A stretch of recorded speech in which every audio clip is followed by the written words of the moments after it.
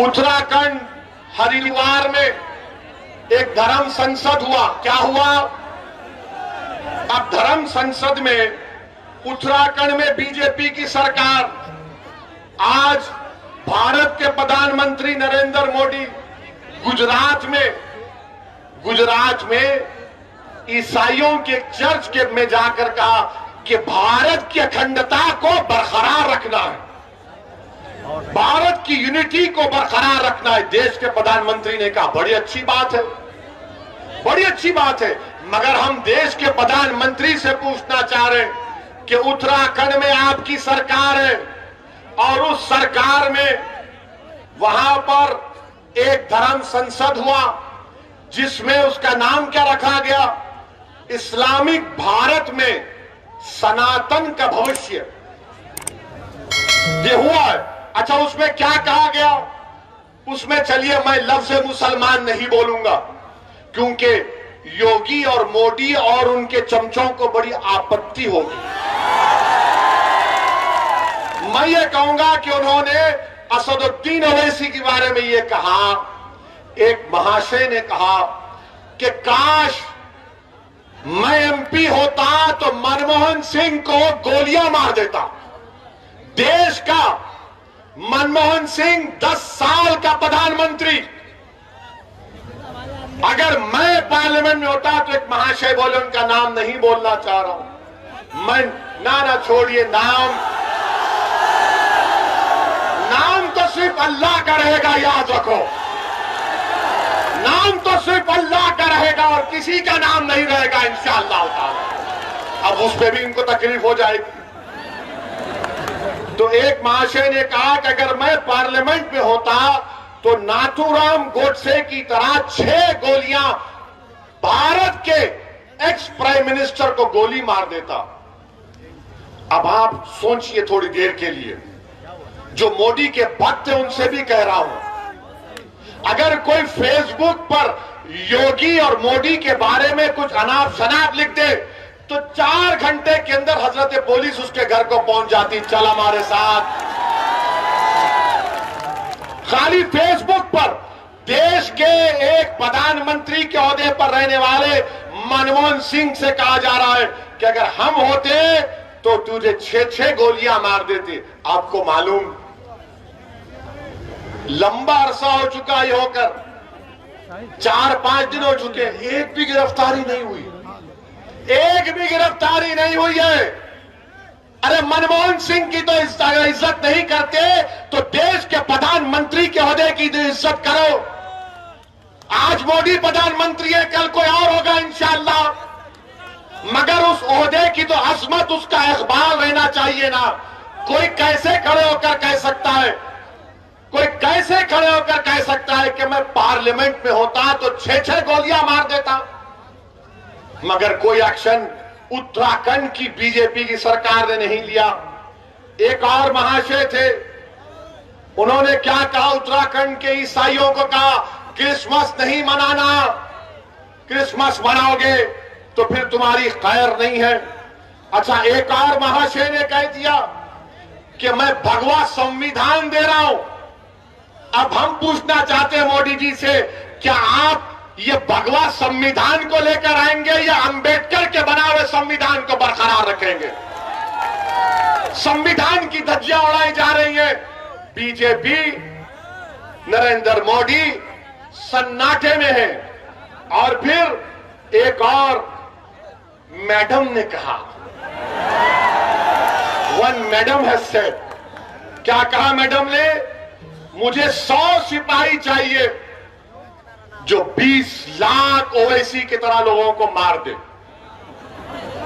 भाषण में कहा, कमरे में नहीं, भाषण में कहा, और कहा कि भारत का संविधान गलत है और भारत के लोगों को नाथूराम गोडसे की पूजा करनी चाहिए। क्या करनी चाहिए? पूजा करनी चाहिए। वो गांधी का कातिल हरामी गोडसे की पूजा करेंगे। इस आजाद हिंदुस्तान का अगर सबसे पहला टेररिस्ट कोई था, नाथूराम गोडसे था। और मैडम बोल रही है उसकी पूजा करनी चाहिए। अच्छा, एक और महाशय बोले, क्या बोले कि आप वो अपील कर रहे हैं, अपने हिंदू भाइयों से कह रहे हैं, मुझे यकीन है कि हिंदू भाई उसका नहीं मानेंगे, कह रहे हैं कि हथियार उठा लो ताकि 2029 में कोई मुसलमान प्रधानमंत्री ना बन जाए। और फिर वही एक और साहब कह रहे हैं कि जिस तरह म्यांमार में रोहिंग्या मुसलमानों को उनके मुल्क से निकाल दिया गया, उसी तरह मुसलमानों से उस तरह का हशर करना चाहिए। कोई मुकदमा नहीं, कोई गिरफ्तारी नहीं। और फिर एक और महाशय ये कह रहे कि शस्त्र रखो, तलवार रखो और जंग तलवार के जोर पर जीती जाएगी।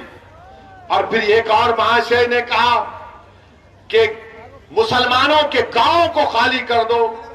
और एक और महाशय ने कहा कि जब तुम हमारी इस धर्म संसद से जाओगे तो ये इरादा करके जाओ कि किसी को नहीं छोड़ा जाएगा, रोहिंग्या मुसलमानों की तरह भारत के मुसलमानों का हशर कर दिया जाएगा। मैं नरेंद्र मोदी से एक सवाल कर रहा हूं, आपने गुजरात में आज कहा कि देश की यूनिटी को, अखंडता को बरकरार रखना चाहिए।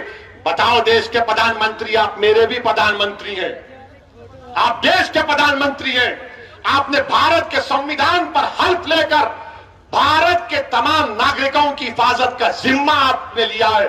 बताओ क्या आप इनकी बातों से मुत्तफिक है? अगर नहीं है तो फिर ये खुले क्यों घूम रहे हैं?